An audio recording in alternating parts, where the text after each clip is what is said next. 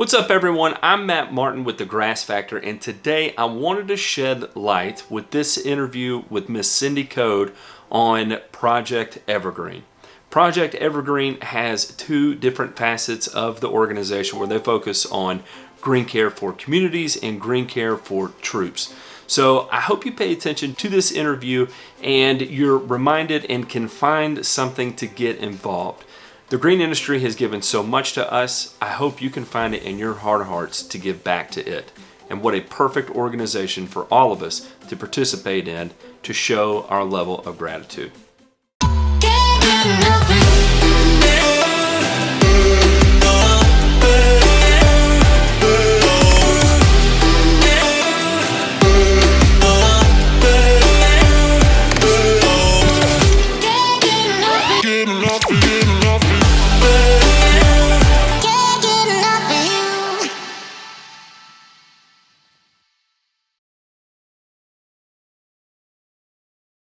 I'm Cindy Code. I'm currently with Project Evergreen. I've been in the landscape industry for more than 20 years, if you can believe it. So I got my start through Lawn and Landscape magazine. And so then the last 10 years I've been the executive director of Project Evergreen. I also have a few PR clients that I work with, so I'm all about communicating the benefits of the green industry. And the great thing about Project Evergreen is like giving the gift of green space to individuals and to communities. We bring our mission to life through two key programs: Green Care for Communities. We go into parks in urban areas, underserved areas, and we collaborate with volunteers, landscape contractor volunteers, with businesses, with community groups, and we work to revitalize parks in need, parks that have fallen in disarray, parks that nobody wants to go to because no one's taking care of them. So we work together. Nobody can do it alone. We work together to make a difference, bring those parks back, and then we engage the businesses in the neighborhood and the city, because sustainability is a big key part of what we do. So it's really rewarding. Not only do we bring the park back environmentally, but socially it's a big lift to the community. I mean, they feel pride in their community. They feel confident in their neighbors. You know, it really brings them out of their houses, and it increases property values. You know, it's just a win-win for everybody. So that's a really rewarding program. We work all across the country. We're always looking for volunteers, landscape contractors to donate their time and their resources, their talents. The landscape industry, and as I said, I've been around for a long time, is so generous. They give back. They want to help out. They don't always want to manage it. We do all that for you, so you can just come and help us out. We have all kinds of publicity on our website. And then another great program is Green Care for Troops, a nationwide program. We match landscape contractors with active duty military families to take care of their lawns and landscapes for the length of deployment, about 9 months to 12 months. So it's database driven, volunteer registers. You can pick how many families you want to help, what services you'll provide, and how far you're willing to travel. And then we match you with a family that meets that criteria. And these are families in need, E6 and below. It's a wonderful service. It really, you give back to your community and you create a great home setting for busy families with kids, and a safe playing area and a serene setting to unwind. Military families are uber stressed when someone's deployed. So it's a great way to give back to our military heroes. So what kind of person are you looking for? Are you looking for just landscape contractors? Are you looking for lawn care guys, mowing guys, lawn application guys, sod people? What are you looking for specifically? Yeah, we'll take lawn care, landscape maintenance, snow removal, most of the services we provide, mowing, fertilization, tree, shrub trimming, not big tree pruning.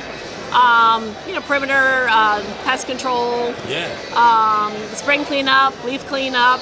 So on our website, when you register, there's a list of services you can choose. Check as many as you want, and then we match you with a family that needs those things. So the best way to get involved is probably through the website? Yep, projectevergreen.org.